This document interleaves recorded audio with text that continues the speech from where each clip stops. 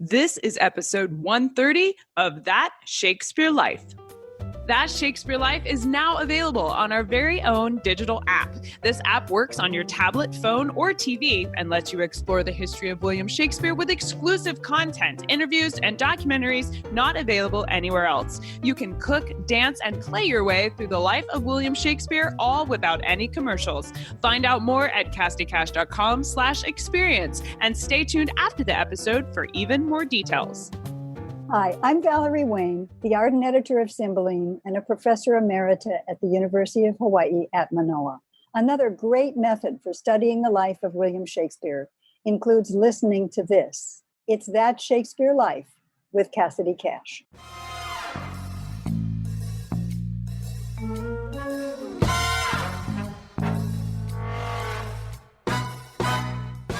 Venus and Adonis and The Rape of Lucrece, which were published successively in 1593 and 1594, they've suggested that those might have been written as a way of acquiring an alternative income at a time when all the theatres were closed because of a pandemic, because of the plague. The sonnets, individual sonnets, there's no reason to suppose actually that Shakespeare was paid for any of his sonnets. Welcome to That Shakespeare Life with Cassidy Cash. Cassidy believes that if you desire to successfully learn or perform Shakespeare's plays, then understanding the real life and history of William Shakespeare himself is a must. That Shakespeare Life is the podcast that helps you go beyond the curtain of some of Shakespeare's most iconic works and explore the world of early modern England as Shakespeare would have lived it, learning from the writers, historians, and performers who know it best. And now, here's Cassidy. William Shakespeare was memorialized after his death by those who knew him best as simply William Shakespeare, a poet. In the 16th century, to be great with words, and specifically a writer of poems, was one of the highest honors which could be paid to an artist, including Shakespeare.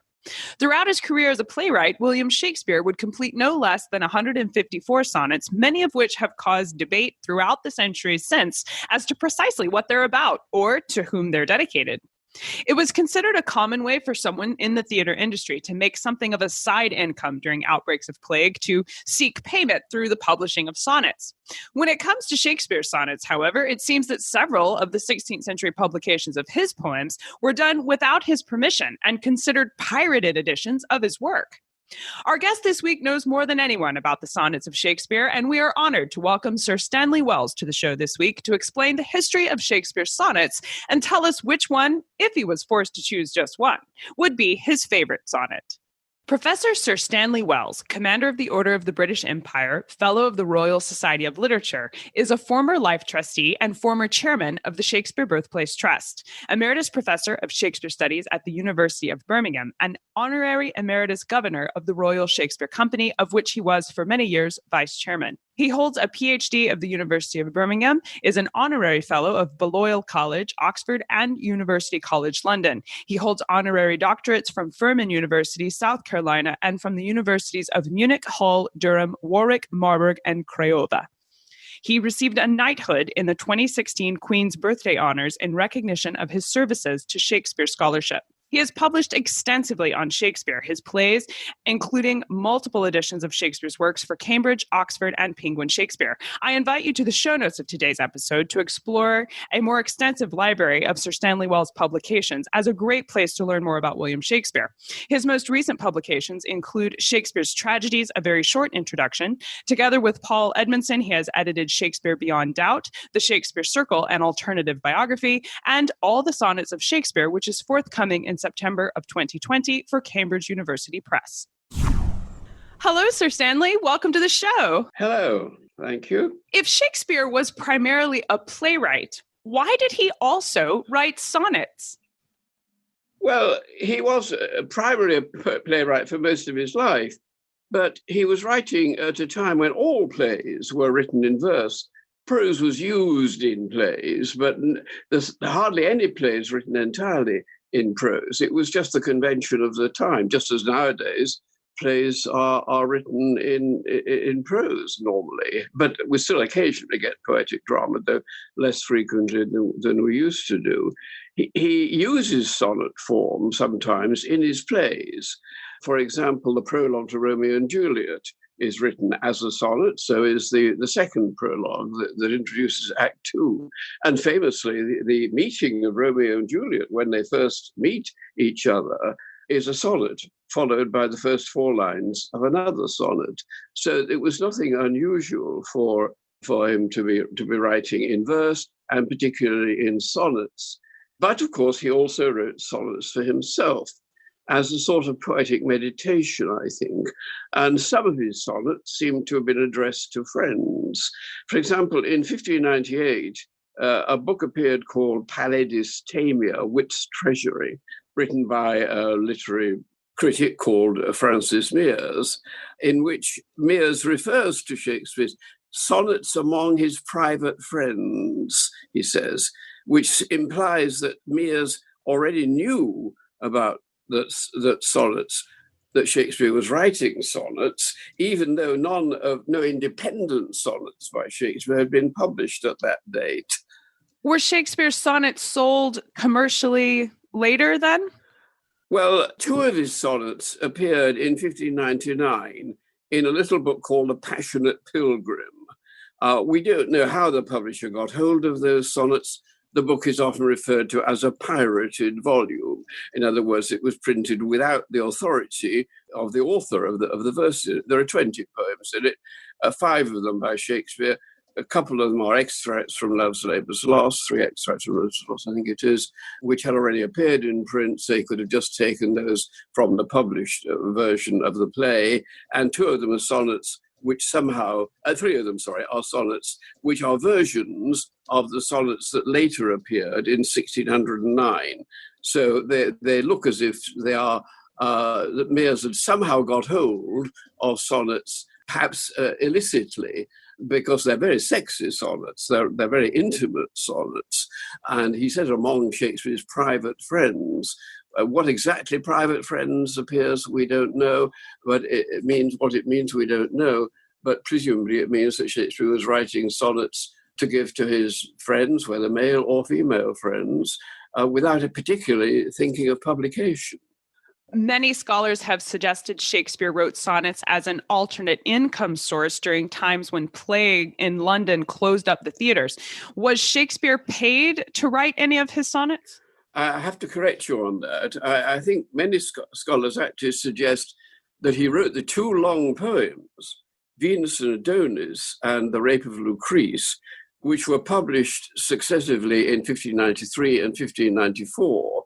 They've suggested that those might have been written as a way of acquiring an alternative income at a time when all the theatres were closed because of a pandemic, because of the plague. The sonnets, individual sonnets, there's no reason to suppose actually that Shakespeare was paid for any of his sonnets. I've never been so happy to be corrected. Thank you. That's very gracious of it. The only surviving edition of Shakespeare sonnets that we do have is the 1609 quarto titled Shakespeare Sonnets. Now, I've had some scholars suggest that this title may have been inspired by Philip Sidney's sonnets, and that the WH in the dedication of Shakespeare's quarto might be William Herbert Sidney's son. Stanley, is there any evidence to confirm these suggestions? There's no particular reason to suppose that derives from Sir Philip Sidney or anybody else. It's just a factual title. It's if you might nowadays say recipes for how to make soup.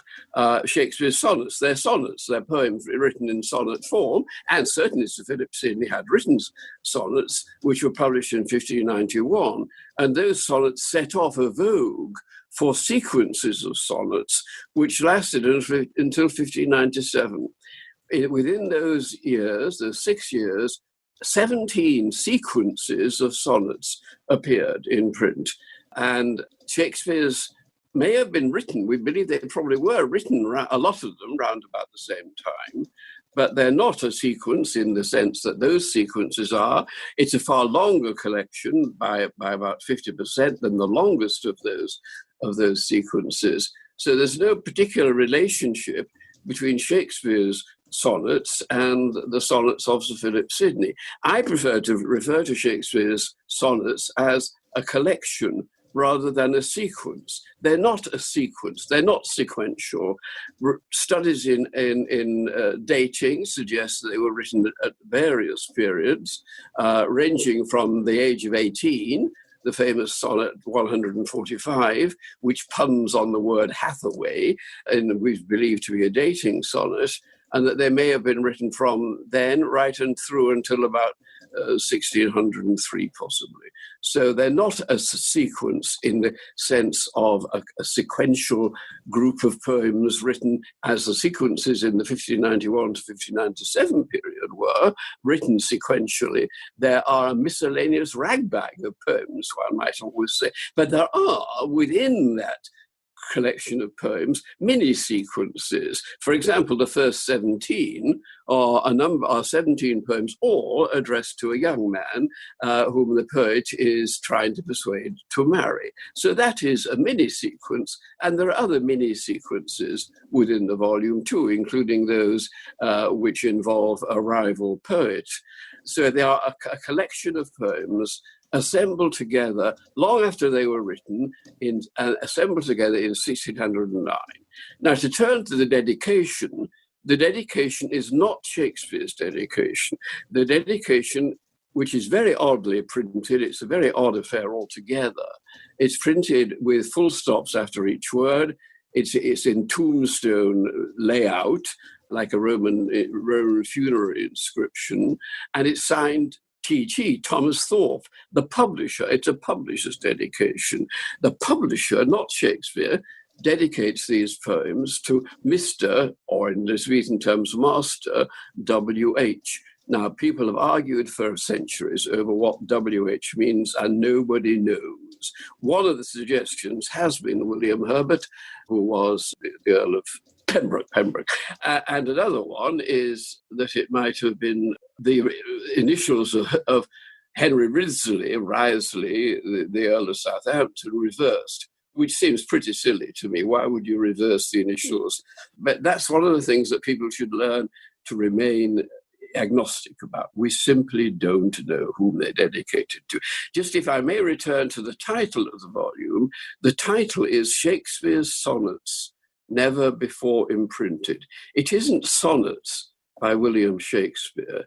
It's Shakespeare's Sonnets. It's a third-person dedication, one might say, as if to say, never before imprinted, as if to say, here they are at last. You've been waiting for them. You've known for a long time that Shakespeare wrote sonnets, and now you've got a great privilege for whatever it is you paid for this volume, 6p perhaps. That was about the price paid, we know, for one copy at least. Here you can have the sonnets of William Shakespeare. Now, most of Shakespeare's sonnets are written in iambic pentameter, but one of the 154 sonnets stands out from the crowd. Specifically, A Lover's Complaint is written as what's called rhyme royal. Stanley, please explain for those of us that don't know, what is rhyme royal compared to iambic pentameter, and why is there only one sonnet written in this different format? First of all, it is not a sonnet. A Lover's Complaint is not a sonnet. It's a long poem of about, 153 lines. Quite a long poem, anyhow.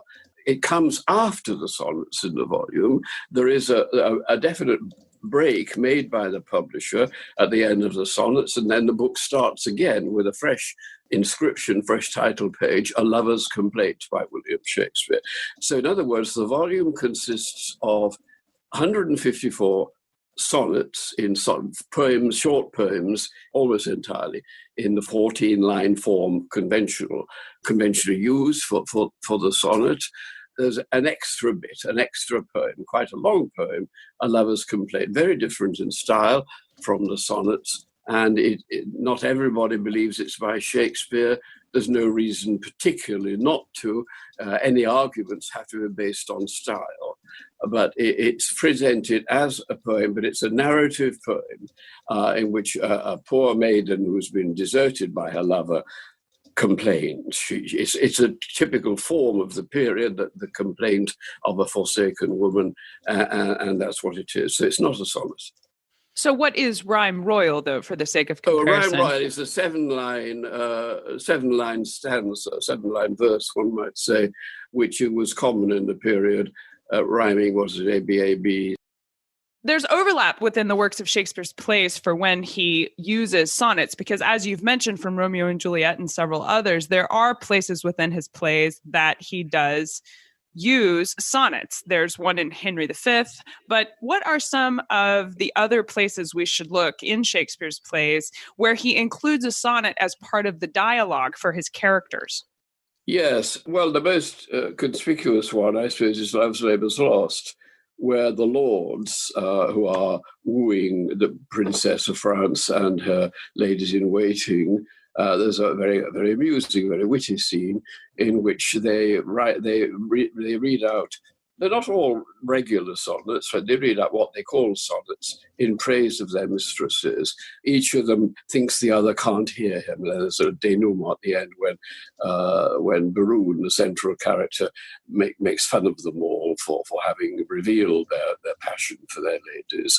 There are other places too, where you get sometimes regular sonnets, like Jupiter, for example, towards the end of Shakespeare's career in Cymbeline, when Jupiter makes an appearance, he speaks an extended sonnet. The Cressida speaks a sort of sonnet. I say a sort of because the sonnet is composed of 14 lines, as you know. Those lines fall into units of the octet, the first 8 lines, and then the sextet, the last 6 lines. The last 6 lines themselves end with a couplet for the last 2 lines of the sonnet, 2 rhyming lines. So sometimes Shakespeare juggles around with those verse units and writes poems or writes sections of dialogue even, which clearly draw on his experience as a writer of sonnets, but are not necessarily exactly the form in which almost all, though not quite all, of the sonnets in the 1609 volume are composed.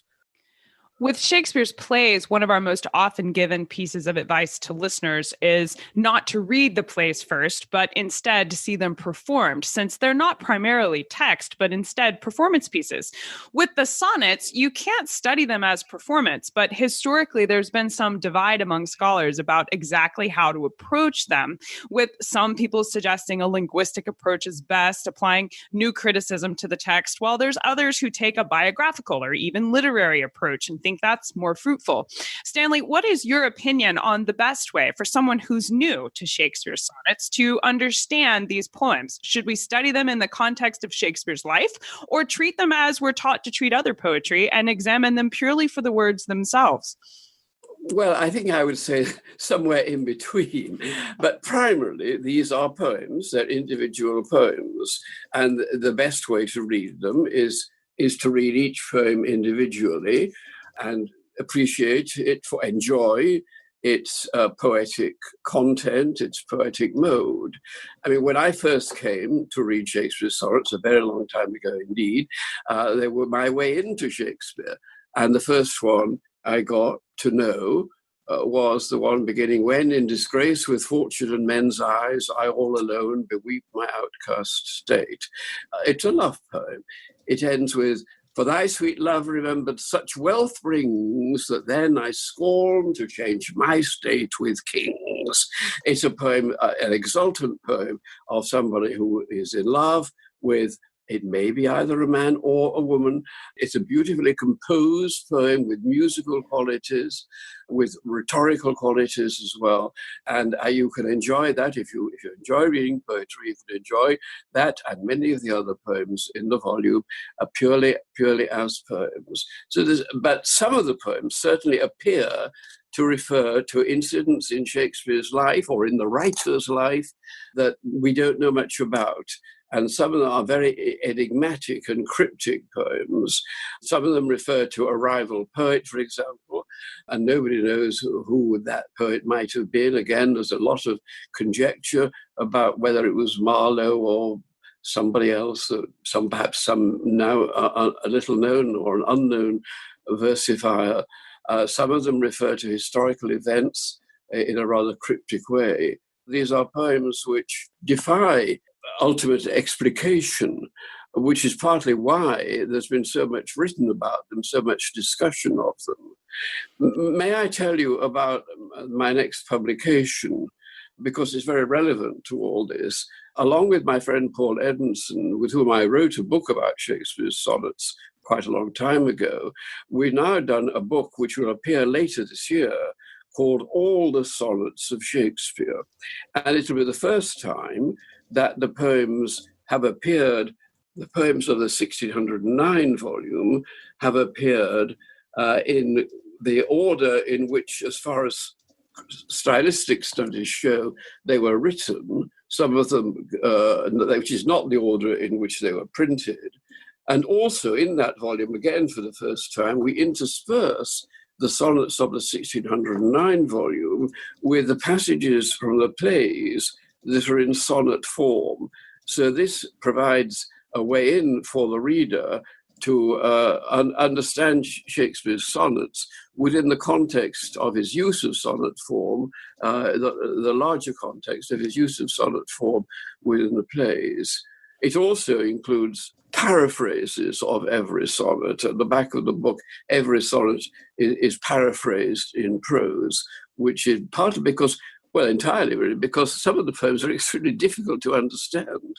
And we felt that to provide a prose paraphrase would help readers to understand, particularly the more cryptic and the more difficult of the poems.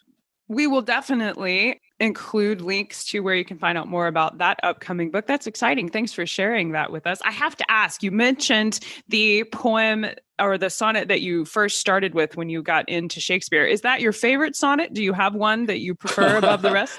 Well, I don't really believe in having favorites, you know. I mean, people say, what's your favorite piece of music or what's your favorite book? It's artificial, isn't it? But certainly, yes, it's one of my favorites. If I had to choose one above all for personal reasons, I suppose that would be the one, yes. Is it number 29? I'm ill at numbers, as somebody says in Love's Labours. I think it's number 29. Well, I know we would love to explore the sonnets further and the history that there is to know here about everything from iambic pentameter to how they came to be published. What are some books and resources you can recommend we use to learn more? Well, there are many good editions of the sonnets, and I would say, on the whole, go to a really good edition, which would have not only the sonnets themselves, but would have explanatory notes to each sonnet and would have an introduction. For example, there is the Arden edition, edited by Catherine Duncan-Jones. There is the Oxford edition, edited by Colin Burrow. And there is the Penguin edition, edited by John Kerrigan. All of those present the poems with notes, explanatory notes, putting them often within their literary context, drawing attention to parallels, sometimes with classical literature. The poems are not, in fact, don't include an enormous number of references outside to other literature, but they do include a few, referring to their sources. For example, the first lines of Sonnet 60 are based on a passage from Ovid's Metamorphoses. They are, to that extent, partly literary poems, and those three editions, Oxford, Cambridge, and Arden, all have long introductions, setting them within their literary context, their historical context. So I think that's the best place to go, really, a good edition for a reader wanting to understand each poem individually and also in relation to the other poems as fully as possible, along, of course, with our forthcoming book, All the Sonnets of Shakespeare. Absolutely. Well, we will link to those resources as well you can learn more about Sir Stanley Wells and this forthcoming book in the show notes for today's episode. So make sure you check there to learn more. Now, Sir Stanley, we ask everyone this next question here at That Shakespeare Life, and that's, what's the one book you would take with you on a deserted island? My friends in England tell me I'm supposed to allow you the complete works of Shakespeare and a copy of the Bible, so your choice would be in addition to those. Well, this all derives, isn't it, from a very long-standing English radio program Indeed, called Desert Island Discs. Yes. Well, as I've said before, I'm not really keen on the idea of having favourites. But one of the books that I wouldn't want to be without is John Keats's letters. Keats was a wonderful letter writer. He wrote a lot of letters over his sadly very short life.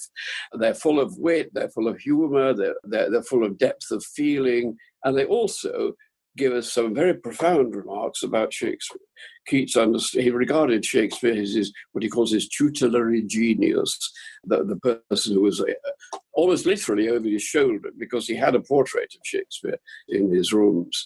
So a book that meant a great deal to me ever since I read it when I was an undergraduate. So may I please have that on my desert island? Of course, yes. And I think you'll be well set up there on your desert island for sure. Well, Sir Stanley Wells, thank you so much for being here with us today and helping us explore Shakespeare sonnets. It's been our honor to have you as a guest. It's a pleasure. Thank you very much indeed. Bye-bye. We will link to the recommended resources provided by Sir Stanley Wells in the show notes for today's episode, and we'll also include archival images to the collected poems of William Shakespeare, including title pages for things like The Passionate Pilgrim, among other historical notes on sonnets by Shakespeare that you can find all packed into the show notes for this week at CassidyCash.com/episode 130. That's CassidyCash.com/EP130. How would you like to see the video of this week's interview? You can watch this interview as well as other exclusive interviews not available anywhere else right inside That Shakespeare Life app.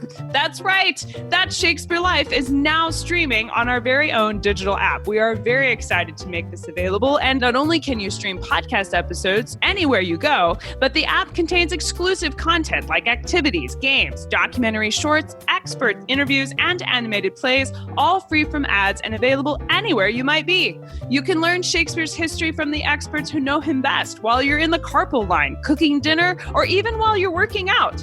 Take Shakespeare history with you wherever you go, all without any commercials. Download the app now at CassidyCash.com/experience. That's CassidyCash.com/experience. That's it for this week. Thank you for listening. I'm Cassidy Cash, and I hope you learned something new about the Bard. I'll see you next week. Bye-bye. Thank you for listening to That Shakespeare Life. As always, the best conversations happen after the episode over at CassidyCash.com. Become a part of a vibrant Shakespeare conversation by adding your voice over at the website. Until next time, remember, when you want to know William Shakespeare, you have to go behind the curtain and into That Shakespeare Life.